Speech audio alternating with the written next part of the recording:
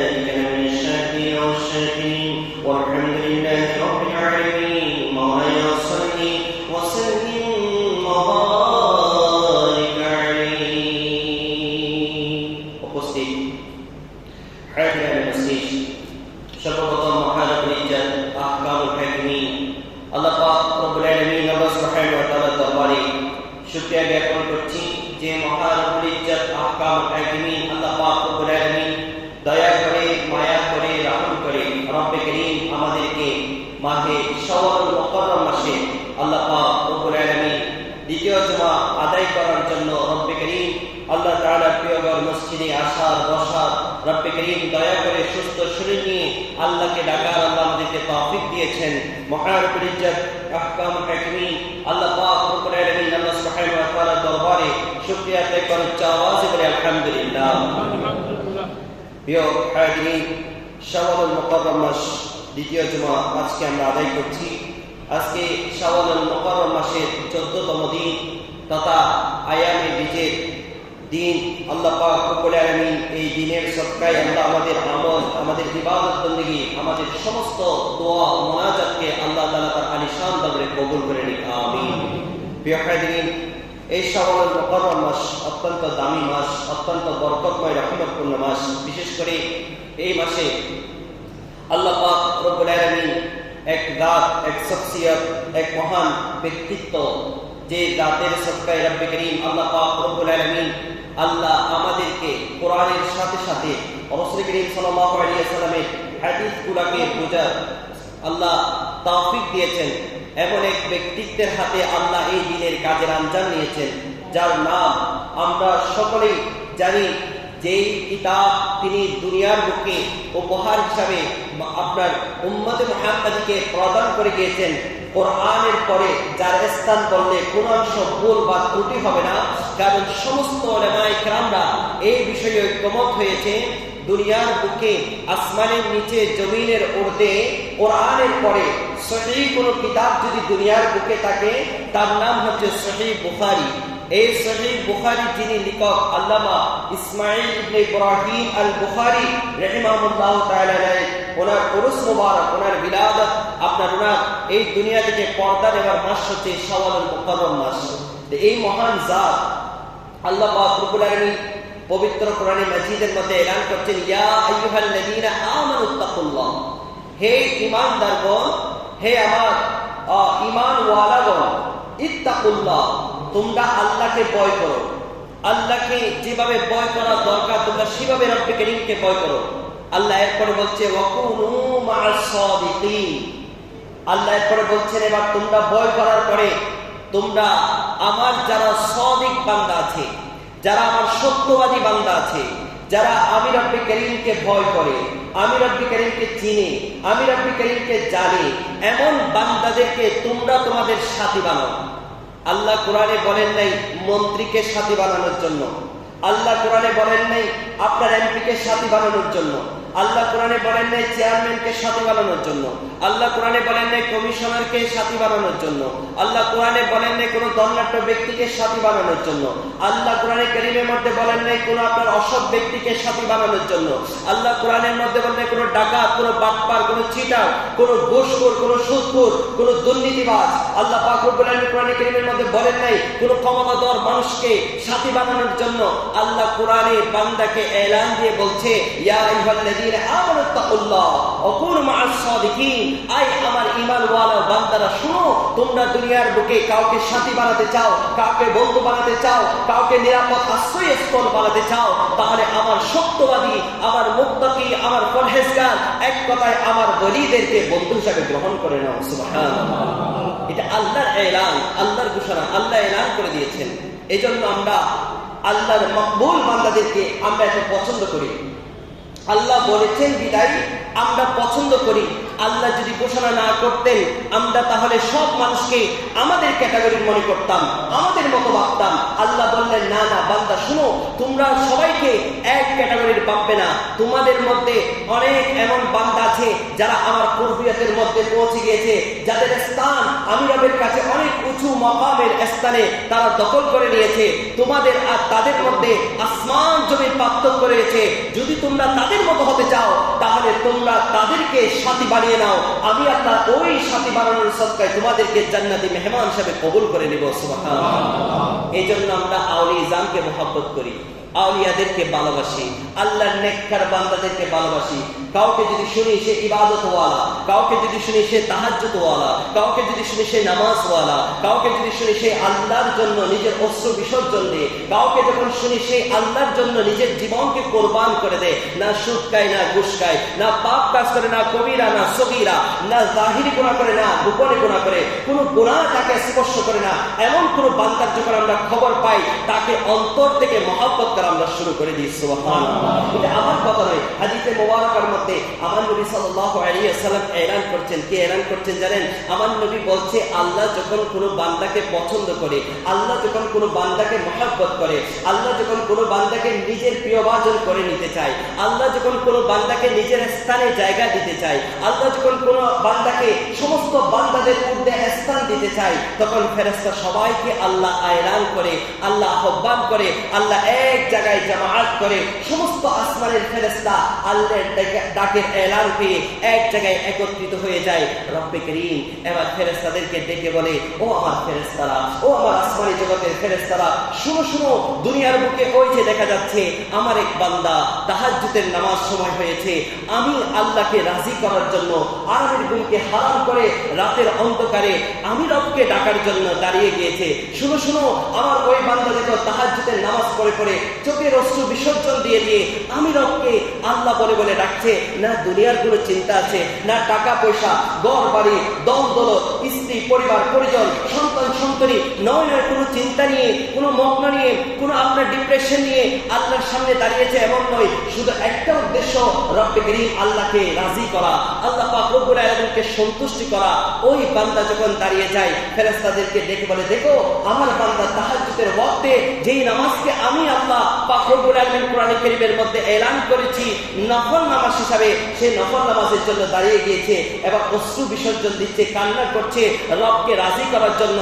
ফেরেশতাদেরকে ডেকে বলে, ও আমার ফেরেশতারা, ও শুনে রাখো, তোমরা সাক্ষী থাকো, তোমরা প্রমাণ থাকো, আমি আল্লাহ এই বান্দাটাকে সবচেয়ে বেশি মহব্বত করি, সবচেয়ে বেশি ভালোবাসি।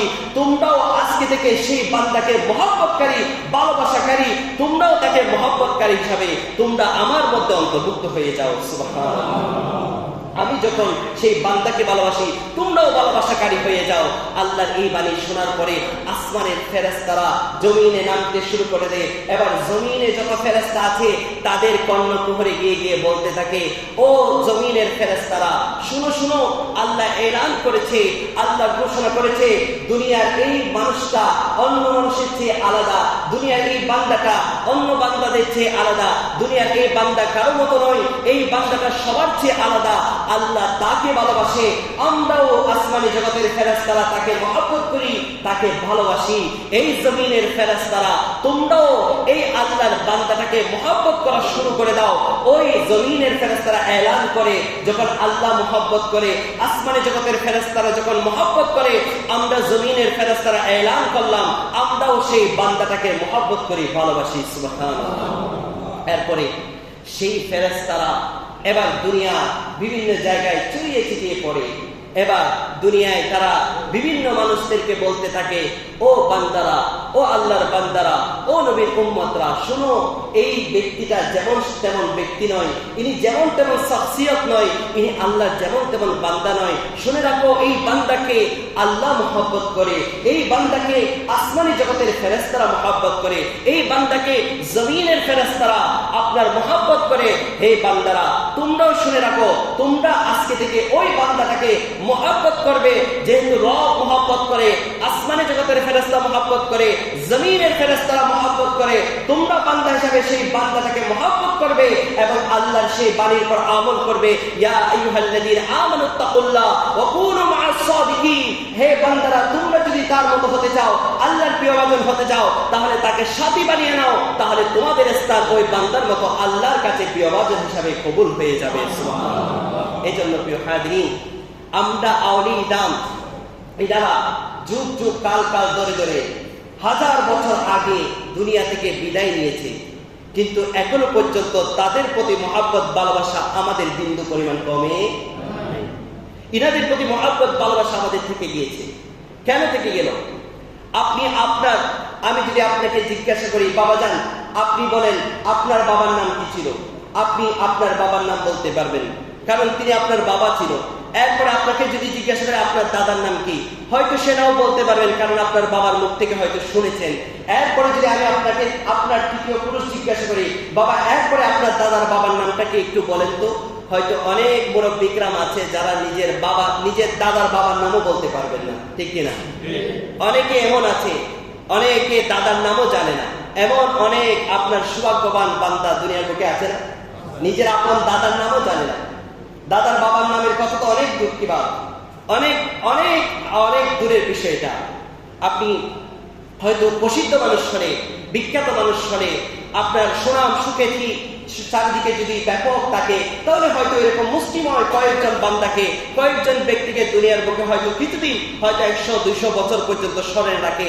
এরপরে তাদের নাম নিশানো অন্যান্য মানুষের মতো চলে যায়, অন্যান্য মানুষের মতো হারিয়ে যায়। কিন্তু আপনি দেখুন, আজকে থেকে 1400 বছর আগে, আজকে থেকে 700 বছর আগে, 800 বছর আগে, 1000 বছর আগে, 1200 বছর আগে যে সমস্ত ব্যক্তি বর্বরা দুনিয়া থেকে বিদায় নিয়েছে, রব্বে করিমকে রাজি করেছে, এখনো পর্যন্ত তাদের নাম না হয় মাদ্রাসায় নেওয়া হচ্ছে, না হয় মসজিদে নেওয়া হচ্ছে, না হয় মাহফিলে নেওয়া হচ্ছে, না হয় কারো ঘরে ফাতিহার মাধ্যমে তাদেরকে স্মরণ করা হচ্ছে। এই যে আল্লাহর আউলিয়া দামকে মানুষরা যে স্মরণ করে, এটা এমনি এমনি হয় না, এটা মহব্বতটা টাকা দিয়ে কিনে হয় না, এই মহব্বতটা কোনো কিছুর মাধ্যমে হয় না, মহব্বতটা রবের পক্ষ থেকে হয়। রবের পক্ষ থেকে যে মহব্বত বান্দার মাঝে হয়, সেটা কিয়ামত পর্যন্ত অটুট থাকে। কিয়ামত পর্যন্ত সে মহব্বতের মাঝখানে কেউ ফাটল সৃষ্টি করতে পারে না। এটাই বাস্তবতা। ইমাম বুখারী, যার কথা বলছি, ইমাম বুখারী রাহিমাহুল্লাহ তাআলা, ওনার যুগে বিখ্যাত বিখ্যাত লেখক, বিখ্যাত বিখ্যাত বিজ্ঞানী, বিখ্যাত বিখ্যাত আপনার জ্ঞানী গুণী ব্যক্তিবর্গ ছিল। আজকে ইমাম বুখারী রাহিমাহুল্লাহ তাআলার মতো এরকম স্বনামধন্য লেখক, রাইটার, এরকম একজন বিখ্যাত একজন ধার্মিক ব্যক্তির যেই নাম পুরো বিশ্বের মধ্যে ছড়িয়ে ছিটিয়ে আছে, যার নাম প্রত্যেক মাদ্রাসায় প্রতিনিয়ত নেওয়া হয়, সে ইমাম বুখারী রাহিমাহুল্লাহ তাআলার আমলে যত বিখ্যাত মনীষী, যত বিখ্যাত গবেষক, আপনার দার্শনিক, যত বিখ্যাত আপনার লেখক ছিল, সবার নাম ডাকা পড়ে গিয়েছে, সবার নাম দুনিয়ার বুকে মুছে গিয়েছে। অথচ ইমাম বুখারী রাহিমাহুল্লাহ তাআলার আপনার নাম এখনো মাদ্রাসায়, না হয় মসজিদে, না হয় বুখারী খতমে, না হয় খারঘরে আপনার ইমাম বুখারীর ফাতিহা করার মাধ্যমে সেই ইমাম বুখারীকে স্মরণ করা হয়। সুবহানাল্লাহ। সেটা যেই দলের লোক হোক, যেই আকীদার লোক হোক, আপনি যেই আকীদা, যেই মানহাজ, যেই তরিকা, যে আপনি আকীদার বিশ্বাসী হোক না কেন, যেই মাদ্রাসায় হোক না কেন, প্রত্যেক মাদ্রাসায় ইমাম বুখারী রাহিমাহুল্লাহ তাআলার নাম স্মরণ করা হয়, ইমাম বুখারীর নাম নেওয়া হয়। আপনার দুনিয়ার বুকে কোরআনের পরে যেই বইটা সবচেয়ে বেশি পাঠ করা হয়, কোরআনের পরে যেই বইটা সবচেয়ে বেশি রিসার্চ করা হয়, কোরআনের পরে যেই বইটা সবচেয়ে বেশি আপনার বিখ্যাত, আপনার আসমানের নিচে জমিনের মধ্যে কোরআনের পরে যেই কিতাবটা সবচেয়ে সহি হিসাবে সমৃদ্ধ, সবার কাছে প্রসিদ্ধ, সেই কিতাবের নাম হচ্ছে বুখারী শরীফ। আর এই বুখারী শরীফের লেখক হচ্ছে ইমাম বুখারী রাহিমাহুল্লাহ তাআলা, যার নাম হচ্ছে ইসমাঈল ইবনে ইব্রাহিম আল বুখারী। এই ইমাম বুখারী রাহিমাহুল্লাহ তাআলা এখনো পর্যন্ত সবার কাছে আপনার অন্তরের মধ্যে এক মহব্বতের স্থান দখল করে রয়েছেন। সুবহানাল্লাহ। এই স্থান এমনি এমনি হয় নাই। ওনার চেয়ে আরো ভালো মানের হাদিস লিখেছেন, ওনার চেয়ে আরো বড় কিতাব লিখেছেন হাদিসের, এমন অনেক আরো লেখক রয়েছে। কিন্তু ইমাম বুখারীর লেখা বুখারী শরীফের মতো আর দ্বিতীয় কোন কিতাব দুনিয়ার বুকে আর হবে না। কেন? এবার একটু প্রশ্ন করি, ইমাম বুখারীর মর্যাদা, মর্তবা, রফাত এত বুলন্দ হলো কেন? কেন এত প্রসিদ্ধ হলো? কেন এত আপনার ইমাম বুখারীর সুনাম সব দিকে প্রসিদ্ধ হয়েছে? ইমাম বুখারীর জীবনের মধ্যে লেখা হচ্ছে ইমাম বুখারী রাহিমাহুল্লাহ তাআলা 6 লক্ষের ঊর্ধ্বে হাদিস মুখস্থ করেছেন। কয় লক্ষ?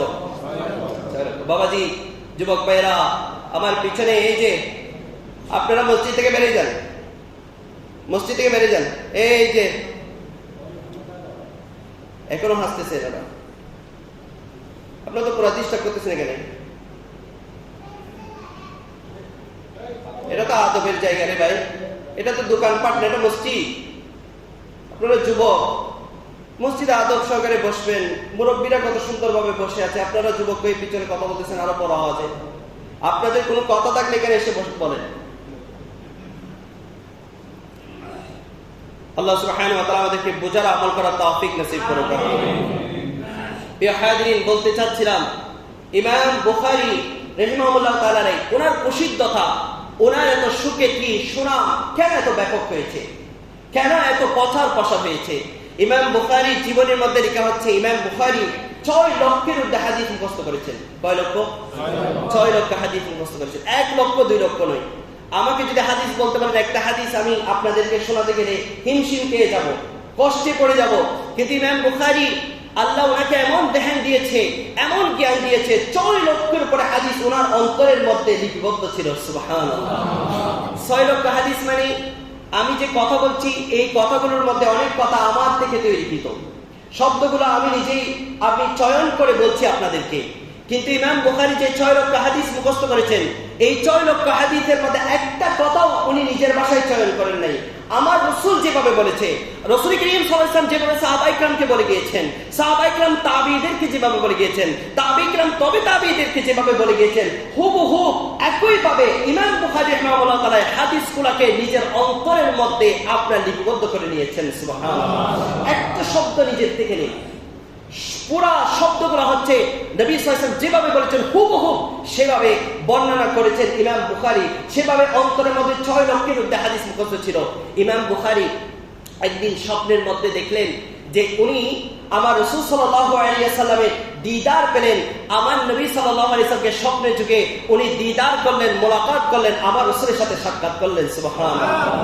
আমার রাসূলকে উনি দেখতে পেলেন যে আমার রাসূলের শরীর মুবারক, জিসমান মুবারক, আমার নবীর এই শরীর মুবারকের মধ্যে মাছি বসছে, অথচ নবী সাল্লাল্লাহু আলাইহি ওয়াসাল্লামের দেহ মুবারকে মাছির আপনার মশা, এই মাছি এবং মশা, এই দুইটা প্রকৃতি এবং নাপাক যে আপনার পিপিলিকা বা নাপাক যে পোকামাকড় আছে, এগুলো আমার নবীর দেহের সাথে কখনো স্পর্শ করতো না।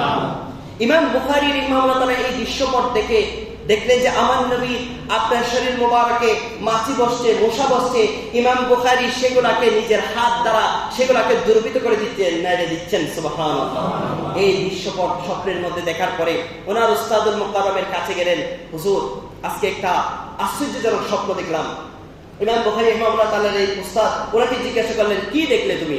তখন বললেন, হুজুর আমি গত রাতে আমার নবী কামলিওয়ালা নবী, দু জাহানের বাদশা নবী রাসূল আরবি সাল্লাল্লাহু আলাইহি ওয়াসাল্লামকে আমি স্বপ্নে যুগে দিদার করেছি। সুবহানাল্লাহ। এবার দিদার করার পরে উস্তাদ জিজ্ঞাসা করলেন যে আচ্ছা এরপরে কি ঘটলো? তখন বললেন যে হুজুর আমি দেখলাম আমার নবী এক মজলিসের মধ্যে বসা অবস্থায়, ওই মজলিসের মধ্যে আমি ইমাম বুখারীও সেখানে আছি, এবং আমি দেখলাম আমার নবী সাল্লাল্লাহু আলাইহি ওয়াসাল্লামের জিসিম মুবারকের মধ্যে, আমার নবীর শরীর মুবারকের মধ্যে মাছি মশা বসছে, আর আমি ইমাম বুখারী নিজের হাত দ্বারা সেই মাছি মশাগুলোকে নাড়িয়ে দিচ্ছি। এই বিষয়ে আমি কোনো আপনার বিষয়টা বুঝতে পারছি না যে আমার নবীর জিসিমটা এমন যে জিসিমের মধ্যে না মশা বসে, না মাছি বসে, না পোকামাকড় বসে। আমার নবীর জিসিম মুবারকটা এমন যেটা সমস্ত পোকামাকড় আমার নবীর জিসিম মুবারকে বসতে সাহস করে না। কিন্তু স্বপ্নে যুগে এই দৃশ্য দেখে আমি হতভম্ব হয়ে গেলাম, আমি আশ্চর্যান্বিত হয়ে গেলাম। উস্তাদুল মুকাররম আপনি আমাকে এই স্বপ্নের একটু ব্যাখ্যাটা বলে দিন। তখন উস্তাদ বলল, ইমাম বুখারী প্রস্তুতি নিয়ে নাও, ইমাম বুখারী প্রস্তুতি নিয়ে নাও, তোমার দ্বারা আল্লাহ এমন দিনের খেদমত দিবে আমার নবীর হাদিসে মুবারকা যেগুলো ছুটিয়ে আপনার বিভিন্ন জায়গায় ছড়িয়ে ছিটিয়ে আছে সবগুলোকে আমার আল্লাহ পাক রব্বুল আলামিন তোমার মাধ্যমে একত্রিত করে কিয়ামত পর্যন্ত সেই হাদিসগুলোকে জগৎবাসীর জন্য রিচার্জ করার জন্য রেখে দিবেন। সুবহানাল্লাহ। এই কথা শুনে ইমাম বুখারী আশ্চর্য হয়ে গেলেন, আল্লাহ আমার পর এত বিশাল দায়িত্ব, এটা তো যেমন তেমন দায়িত্ব নয়। কোরআন কারীম যখন আপনার আমার নবীর উপর যখন কোরআন নাযিল হচ্ছে, সাহাবায়ে কেরাম আলাইহিম রিদওয়ানকে আমার নবী এলান করলেন, হে আমার সাহাবারা আমার উপর যখন কোরআন নাযিল হবে তখন কোরআনের তোমার আয়াতগুলোকে তোমরা লিখে রাখবে। সাহাবায়ে কেরাম ওই কোরআনের আয়াতগুলোকে কখনো আপনার পাথরের উপর, কখনো পশুর চামড়ার উপর, কখনো আপনার গাছের পাতার উপর, কখনো ডালের উপর, কখনো আপনার বিভিন্ন পশু পাখির চামড়ার উপর লিখে রাখতেন আপনার সাহাবায়ে কেরাম।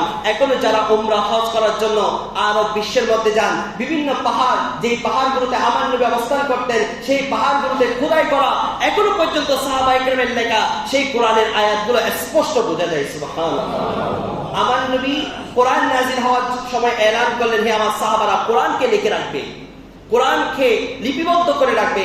সাহাবায়ে কেরাম সেজন্য পাহাড়ের ডালে, গাছের আপনার ডালে, আপনার গাছের পাতায়, আপনার পশু পাখির চামড়ায় এগুলাকে সংরক্ষণ করে রাখতেন, লিখে রাখতেন। কিন্তু আমার নবীর সাথে সাথে এটাও এলান করেছে, কোরআন ছাড়া অন্য যে কোনো কথা আমি রাসূলের মুখ দিয়ে বের হয় সেটাকে তোমরা লিপিবদ্ধ করবে না, বরং সেটাকে তোমরা তোমাদের কলমের মধ্যে স্থান দিবে, তোমাদের কলমের মধ্যে সেটাকে লিখে রাখবে, এবং সেই লিখে রাখা বিষয়গুলোকে কিয়ামত পর্যন্ত আমার উম্মতের মধ্যে প্রচার করবে। সুবহানাল্লাহ। কোরআনকে আমার নবী লিখে রাখতে বলেছেন, আর হাদিসগুলোকে আমার নবী অন্তরে ঠাঁই দিতে বলেছেন। কত একটা মজার বিষয় এখানে। সাহাবায়ে কেরাম এই কথা শোনার পর থেকে আমার নবী থেকে যা বের হতো, যা শুনতেন আমার নবী থেকে, হুবহুব সেই হাদিসগুলোকে তারা তাদের অন্তরের মধ্যে সেগুলোকে লিপিবদ্ধ করে রাখতেন। সুবহানাল্লাহ। কোনো একটা শব্দ নিজের থেকে বলতেন না সাহাবায়ে কেরাম, কোন একটা শব্দ নিজ থেকে বানিয়ে বলতেন না। কোন এক জায়গায় যদি ভুলে যেতেন সাহাবায়ে কেরাম সেটা হাদিসের মাধ্যমে বলে দিতেন যে এই জায়গায় হয়তো আমার নবী এটা বলেছে, না হয় এটা বলেছে, এভাবে সাহাবায়ে কেরাম বলে দিতেন। তারা নিজ থেকে কোনো শব্দ বাড়াতেন না, যেভাবে আমার রাসূল বলেছেন হুবহুব সেইভাবে সাহাবায়ে কেরাম হাদিসে মুবারাকা বর্ণনা করতেন। আর এইভাবে তাবিঈরা শুনেছে, তবে তাবিঈরা শুনেছে, এভাবে ধারাবাহিক আস্তে আস্তে ইমাম বুখারী পর্যন্ত যখন হাদিস এসেছে, ইমাম বুখারী শুনতে